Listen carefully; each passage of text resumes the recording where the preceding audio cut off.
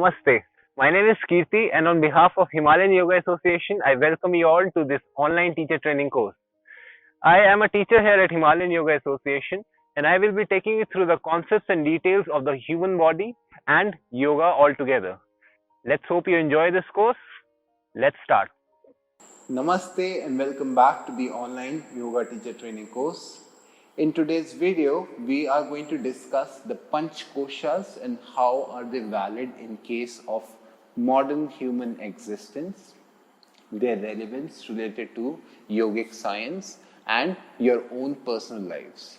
But before we go ahead and do that, we are going to chant the Gayatri Mantra together like how we always do before the beginning of every session.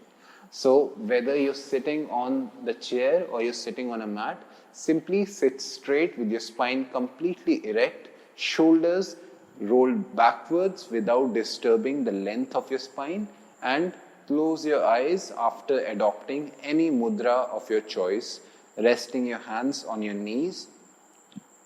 The focus of your eyes needs to be either on the third eye or at the tip of your nose, and allow yourself to immerse in the flow of prana with your breath as the instrument.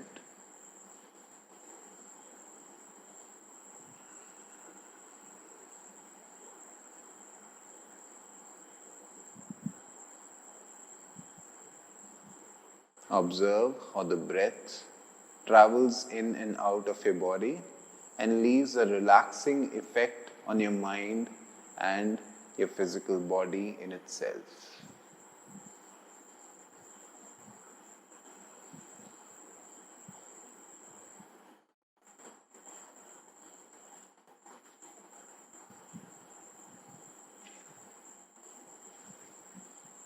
After a few calming breaths, slowly bring your hands in front of your chest, Namaskara Sthiti. Touch the heart center with the back of your thumbs. If you know the mantra, you can chant it with me. Otherwise, you can repeat it afterwards.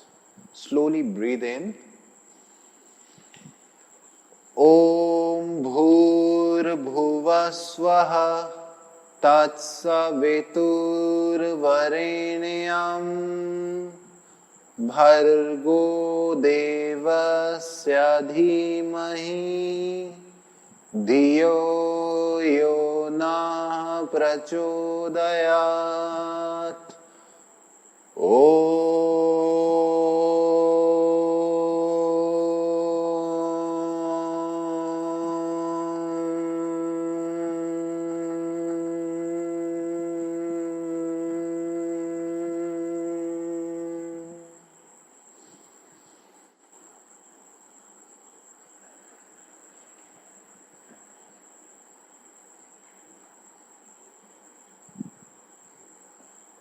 Having absorbed the vibration and effect of the mantra, let's generate some energy between our palms by rubbing our hands against each other.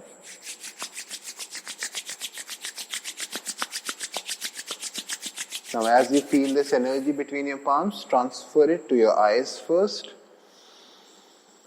Then, massage your face. Keep your eyes closed, please. And you can transfer this energy to any other part of your body, wherever you wish to. Once again, before you open your eyes, fold your palms, bow down to your fingertips and the universal truth with a few blinks. Open your eyes and welcome back. So guys, before we go ahead and start today's session about the Panch Koshas, I would like to question each and every one of you individually whether you have ever questioned your own existence, if you have ever thought about what are you, who are you, what all things actually make you a person that you are today. If you haven't asked this question yet, then now would be a good time. Maybe after this session, you should go ahead and consider yourself these different aspects. I hope by the end of this video, you would be able to put yourself in place. If you are aware of the concepts of the Panch Koshas, then you should be able to place yourself in this Panch Koshas theory. If not, then I'm sure you will definitely be amazed by how these things are applicable in yours life, in my life, in everyone's life. Panch Kosha, if we translate it to English, Panch means 5, Kosha means layers. Panch Kosha simply means the 5 layers of the human body in itself. As individuals, as human beings, we all have 5 different layers, out of which an average person who is not spiritual, person who is tied down with the other things in life, they are only familiar with the physical body, which is only one layer of the human being. This physical body forms the deepest layer of the Panch Koshas. The rest of the 4 layers of the Panch Koshas, they are psychic in nature, just like how chakras is again psychic knowledge, but they still do exist and they still do the responsibilities, the functions that they have. Similarly, the nadis that we have, there are about 72,000 nadis inside the human body, but you cannot see them, you cannot dissect, you cannot feel them using your hands, but they are still there, fulfilling the purpose that they have. Similarly, these 5 koshas, they all exist in case of every individual inside and alive today. And I'm sure by the end of this video, you would be able to relate yourself with each one of these layers and how do they apply in your own life. Partially, this thing is, today's lecture is partially philosophical in nature because, of course, of the psychic element, because these things cannot be proved, cannot be proven by modern science as such, because modern science believes in what it sees. But at the end of the day, mentally speaking, on a psychic level, these things exist. Let's see how. The deepest layer, as I've already told you, is called the Annamaya Kosha, which is the physical body referred to in the psychic knowledge of yoga as the Annamaya Kosha. If you translate Annamaya Kosha in English, then Anna literally means food. Maya being something which has been there in the past, which is here in the present as well, and which is going to be there in the future as well. So things like air, water, earth. In the modern times, we refer to Maya as possessions, wealth, money, all of these things which you cannot carry outside of your entire lifespan, but they've been there throughout before you came into this world. They are present now that you're here, and they will be there even after you die or complete your lifespan. So these things which are not really, connected to the physical body, but they are still there. But as a human being, you concern with them since you are a part of this entire sphere, this entire environment. That is why the word Maya is applicable in case of all of the 5 layers. It is the common factor between all of these layers. Annamaya literally means Annamaya, the food layer of the human body. Now, why are we referring to the physical body as it is, something that we can feel and touch, as the food layer? And if I have to go ahead and explain it to you, then you must have heard the phrase, you are what you eat. On those lines, Annamaya Kosha literally gets its name from the very term which is food, because food comes from the ground itself, from the earth itself. When it enters this physical body, it gets divided into energy and waste. The energy being utilized in the physical body, and it moves out of the physical body and becomes waste at the end and merges with the earth once again. Because of the nature of the food, whatever you consume, whether it's protein, whether it's calcium, whether it's fiber, the body utilizes and becomes what you are supplying it with. On those lines, the physical aspect of this body is only related to the food itself. If you're giving it healthy food, then the body will remain in a healthy condition. If you're giving it, non-healthy things, if you're giving it, supplying it with junk food, if you're giving it harmful particles to consume in the body, then the body will start decaying itself. And this is very much applicable, how the phrase "you are what you eat" is applicable in this case as well. So on those lines, the food which comes from the earth enters this body and leaves the body to become earth again. One way or the other, you as well, whatever you consume comes from the earth. You yourself came from the earth directly or indirectly. What you're consuming to sustain your existence has also come from the earth directly or indirectly. And what you will become eventually after your death will also merge into the earth directly or indirectly. Now or later, one way or the other, the only outcome of it is going to be earth. And this is why it is referred to as the food layer. There is another philosophical aspect to it.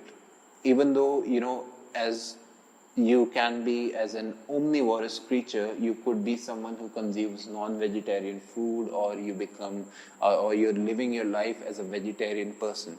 On those lines, so if somebody else, some other organism, be it a lion, a tiger, or if you die and some other organism consumes you, you again become food in the end for that organism, which in the end will become excretory waste out of the human body and again merge with the earth again. So, Annamaya Kosha, all about the food, the instrument through which you are able to sustain this existence one way or the other. It is also the vessel in which the soul, the Atman, travels and survives its own existence directly or indirectly. Right outside of the food layer, the Annamaya Kosha, we have the Pranamaya Kosha. The Pranamaya Kosha, if you translate it, it becomes the life force layer. Prana as the source which gives us life, which gives us purpose, which gives us animation in itself, is applicable and sitting right outside of the Pranamaya Kosha. Utilizing of the Pranamaya Kosha gives this physical body the different functions which take place inside the body as well. Be it respiration, be it reproduction, be it digestion, be it locomotion, be it mental stimulation. Each and every way, each and everything is only possible because of the prana that we consume from the environment that we are in. So it definitely makes sense that the Pranamaya Kosha or the life force is outside of the physical body, because if the Pranamaya Kosha is not there, then the physical body would not have any purpose. It would be dead. It would not be animated. It will not be able to fulfill the different functions that it can. On those lines, right outside of the Pranamaya Kosha, the third layer is Manomaya Kosha. Right here you can see the third layer outside of this physical body, the Manomaya Kosha, also known as the mental layer or the mental sheath.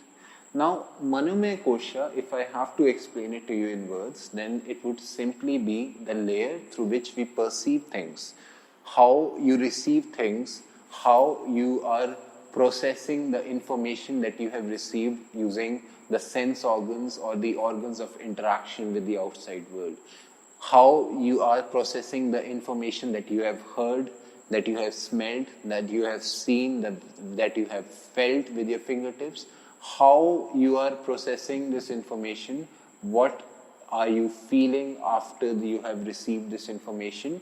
The mental layer is applicable outside of the Pranamaya Kosha. I will connect all of these different layers all together eventually, and you'll realize that sooner or later. Outside of the Manomaya Kosha, we have the Vijnanamaya Kosha, which is the wisdom layer or the intellectual layer of our human existence. After receiving the information with the help of Manomaya Kosha, Vigyaan Kosha is basically how you respond back to the source of where you have received this information. If you're a wise person, then naturally your decisions would also be wiser. If you're a smart intellectual person, then how you're reacting to the situation is all the purpose and the function of the Vigyaan Kosha. Just separating it from there, being a smart, intelligent, a wise human being is all that is there to Vigyaan Kosha. Outside of the Vigyaan Kosha, we have Anandamaya Kosha, which can be translated to the bliss layer. The bliss layer being the peaceful, happy layer that we work so hard to achieve. The eternally happy, enlightened state which we all think we can become by possessing things, by achieving things, by becoming better at something. But in the end, the Anandamaya Kosha can only be stimulated, or the soul, the existence which is most important inside of this whole thing as an individual, can only reach the Anandamaya Kosha, or the state of eternal unbiased happiness, if there is a balance in all of the previous 4 layers. As a human being, it is our goal to, as a yogi in fact, it is our goal to move out of the one layer that we are so very well familiar with, which is the Annamaya Kosha, and somehow create a life, somehow create a consistency in living with the Vigyaan Kosha, and eventually moving on to the Anandamaya Kosha, which is the happiness layer. Now, all of these 5 layers, they are all interconnected with each other. They all have their own functions, of course, they have their individual references, but one way or the other, they are all interconnected with each other, which means that if there is a disturbance in any one of these layers, then it is going to create a disturbance in the other layers as well. The whole concept of koshas works around how there are ripples inside still water. If there is one ripple inside a still water, then it will create a disturbance in the entire pond or a lake or whatever you wish to think of. On those lines, if you experience a disturbance on even one of these layers, then it is going to create a disturbance in all of the layers, which is going to limit your own spiritual growth one way or the other. Let's see how. Now, let me explain this with the help of a story. I recently met an old friend of mine whom I had been trying to get in touch with since a long time, but because of circumstances, he was consistently busy and I was not able to get a hold of him altogether in person. Randomly, in the middle of going around in the market somewhere, I came across this person and I held on to him finally, because I had been trying to get in touch with him, but I was unable to. And when I did get a hold of him, we sat down, we chatted, we spoke about things, we caught up basically with everything that was happening in our personal lives. And from those interactions, he told me that, a lot has been going on in his personal life, due to which, of course, he was not able to not just catch up with me as a friend, but of course, everything else is disturbed in his life. The news that he gave me was that his father recently was diagnosed with cancer, and as a result of which his own life had also been turned upside down. When I saw him, he obviously used to be a prim proper guy who would be well dressed, who would be nice, clean and tidy. But when I saw him, his nails had been overgrown, his hair had been overgrown, very dull skin. Someone who would see him would consider him as a patient of some sort who is also suffering from some disease but hasn't been taking care of himself. Now let's understand, let's try to get into the psyche of how the whole concept of kosha exists in this example. When he came across this news of his parent as suffering from cancer, of his father suffering from cancer, then at that time his life was obviously turned upside down.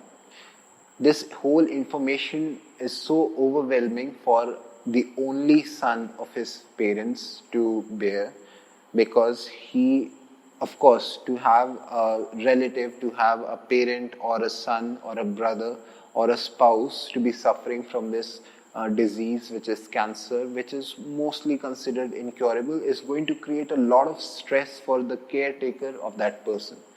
Being an adult, he being the only son of the family, he was of course the breadwinner of the family, and his parents were retired. And at the time when his parents were retired, this whole thing came to his life as a burden in itself. Now, this information entered his life with or through the Manomaya Kosha. This information entered his life through the Manomaya Kosha. This information entered his life and created a lot of stress, created a vibration in the third layer, which of course created vibrations in all of the other aspects of his life. Now, if you're familiar with the concept of stress, then you'll realize that stress does not let you stay comfortable. You have to do things, you have to take out time to de-stress, you have to take out time to do activities, whether it's yoga or non-yogic in nature. You have to separate yourself from the environment or from the thing in itself, just to be de-stressed from the factor or from the source which created this stress. Because this information entered his body through Manomaya Kosha, his own breath would have been disturbed.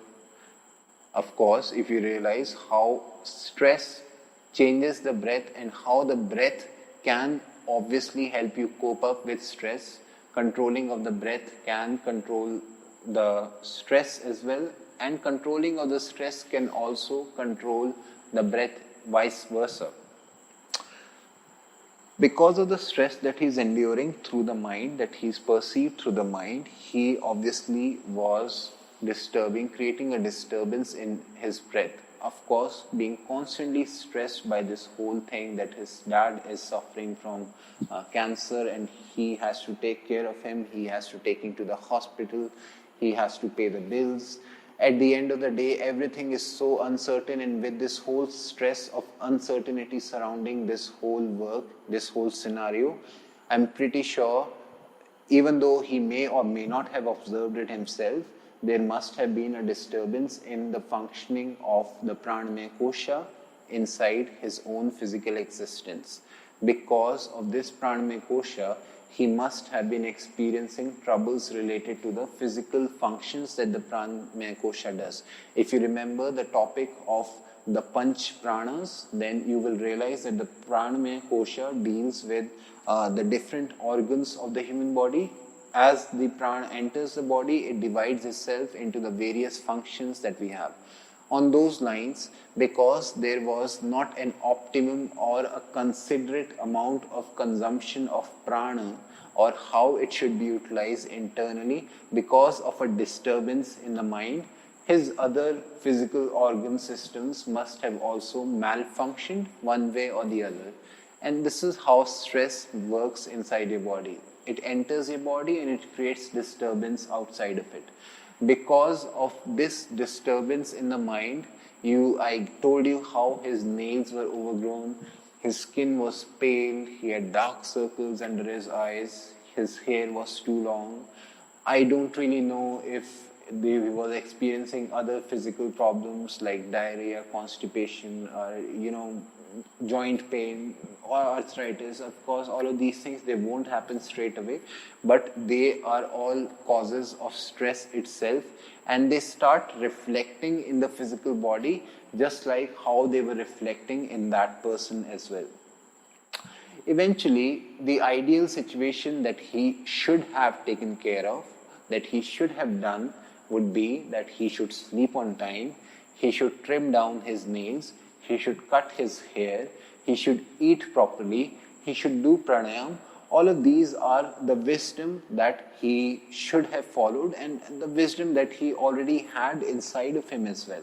If he was to go to a doctor, he would also tell him to do all of these things, definitely, to take care of his own physical body one way or the other. But he was not able to follow this curriculum because he had all of these major responsibilities on his head that he had to take care of his father. Now, this disturbance which entered his body, which entered his existence through the Manamaya Kosha, created a disturbance in the Pranamaya Kosha. Again, this particular news, this particular stress created a disturbance in the physical body, in the Annamaya Kosha as well, as a result of which, at the end of the day, even though whether or not he was smart, whether or not he was wise enough to take care of the situation, he was helpless, and it created a disturbance in the Vijnanmaya Kosha as well. Whether or not he was wise enough to take care of his physical body, at least the appearance of how he came in front of me was proof enough that he was not utilizing this wisdom even if he had it. And all of these layers being disturbed, they naturally affected the happiness level of that person. He was not happy with the stress that he endured with the mind itself. Simply put, what I'm trying to tell you is that one information, one disturbance can create a disturbance in all of these 5 layers inside the human body. And it's interesting how the ancestors, they were able to figure out this particular information in itself. I want you to think of yourself, if you have ever experienced a certain stress, and if you ever have experienced a scenario similar to my friend, then I'm sure you would be able to put yourself here. And these factors, they need not be applicable in case of stressful situations. They also make sense in case of positive examples. Examples of happiness. How one good news can change everything inside you. How a positive piece of note, how a positive incident in your life can improvise each and every aspect of the human body as well. So I want you to go ahead and think of yourself and relate to all of these 5 layers in your own personal experiences, in your own personal incidents that you may have experienced. Now the interesting thing is that all of these 5 layers, even though they cannot be seen, but they have constantly been researched and worked on in the ancient times, which means that ancestors, they didn't just identify these problems, they didn't just identify these 5 layers, but they also provided us different ways to work on all of these layers individually as well. And this is what yoga is at the end of the day.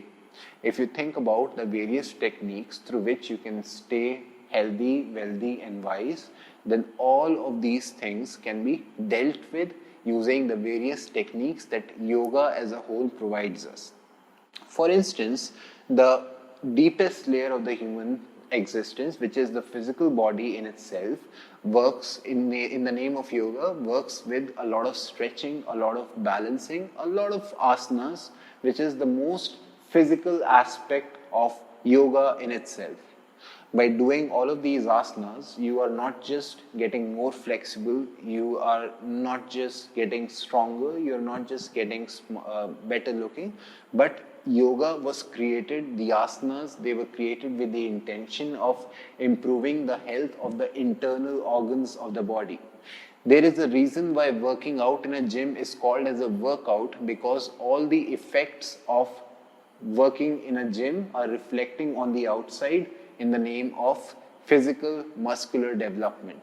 But working with yoga is called as a work in, because all of the effects, the benefits of working with asanas, they are applicable on the internal organs of the physical body.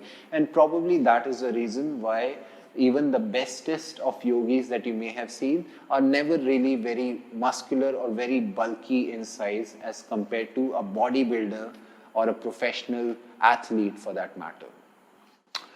Asanas, they are there so that we can improvise the functions of the internal organs, just so this physical body can remain disease-free and this physical body does not become the cause of a disturbance in the Panch Koshas that we have inside the human existence. The second layer, the Pranamaya Kosha, is working with pranayama as the instrument. Using pranayama, you can utilize and consume more prana inside your body. Remember, pranayama is, if you translate it in English, becomes controlling the life force inside the body. With the help of pranayama, you can consume more prana inside the body, and you can think about holding this prana. As an advanced pranayama practitioner, eventually you will develop the capacity to hold the prana inside, which will definitely divide itself into the 5 pranas, the apana, the samana, the vyana, udana, and the prana itself. All of these things, they would be able to amplify the functions of the organ systems that they are concerned with. At the end of the day, Pranamaya Kosha is responsible for the life force that we have, and working with pranayama is the ideal instrument to amplify the functioning of the Pranamaya Kosha in itself. The third layer, the mental layer, deals with the mind itself, how you perceive things. As I've already told you, the instrument that yoga provides us to take control of the mental layer is meditation. Meditation is all about taking control of the mind itself. Allowing the thoughts to not disturb your existence is all the purpose of meditation. Being able to focus, being able to control the chittas, the vrittis of the chitta itself. Vrittis are the negative impacts, the fluctuations of the mind, chitta being with the mind itself. So the yogic statement, yoga chitta vritti nirodha, which means yoga removes the fluctuations of the mind, simply applies here that with the help of meditation, which is again on the 6th, 7th stage, yoga, which is again meditation, which helps you take control of the mind, which helps you take control of the manomaya kosha, will help you improvise how you perceive things, which will help you control the emotional state of your own existence, so that even in the most stressful situation, you can control the mind to not reflect this stress on the other layers of your own personal existence. The fourth thing that yoga does in case of as a solution to Vijnanmaya Kosha or the intellectual layer is counseling. Of course, even as teachers, you will be required to counsel people. Counseling is something which is very important, because even if you go to someone, even if you go to an elder person seeking advice, they would counsel you into doing the right thing in itself. So counseling as a yoga teacher is a very important technique through which you can improvise, through which you can improve not just yourself, but someone else as well. And counseling is only applicable with positivity. Counseling is only the ideal way through which you can change the wisdom or change the psyche of a certain person. So with the help of counseling, even a bad intellect or poor wisdom can be converted into rich, ideal and true philosophical wisdom, something which will help you take the ideal decision, something which will help you take the healthiest decision, so that it does not create a disturbance in the other layers that surround itself. The solution, according to yoga, for the last layer that we have, which is Anandamaya Kosha or the bliss layer, is Karma Yoga. Now, Karma Yoga is basically the yoga of action, doing something which without really experiencing or without really expecting a fruit, a result in the end. Karma Yoga is basically action without a reaction. Karma Yoga is all about letting go of things just so you can make someone else happy in a way.